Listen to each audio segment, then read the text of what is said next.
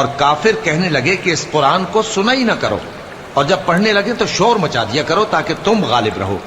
سو ہم بھی کافروں کو سخت عذاب کے مزے چکھائیں گے اور ان کے برے اعمال کی جو وہ کرتے تھے سزا دیں گے۔ یہ اللہ کے دشمنوں کا بدلہ ہے، یعنی دوزخ، ان کے لیے اسی میں ہمیشہ کا گھر ہے۔ یہ اس کی سزا ہے کہ ہماری آیتوں سے انکار کرتے تھے۔ اور کافر کہیں گے کہ اے ہمارے پروردگار، جنوں اور انسانوں میں سے جن لوگوں نے ہم کو گمراہ کیا تھا ان کو ہمیں دکھا کہ ہم ان کو اپنے پاؤں تلے روند ڈالیں تاکہ وہ سب سے نیچے رہیں۔ جن لوگوں نے کہا کہ ہمارا پروردگار اللہ ہے، پھر وہ اس پر قائم رہے، ان پر فرشتے اتریں گے اور کہیں گے کہ نہ خوف کرو اور نہ غمناک ہو، اور بہشت کی جس کا تم سے وعدہ کیا جاتا ہے خوشی مناؤ۔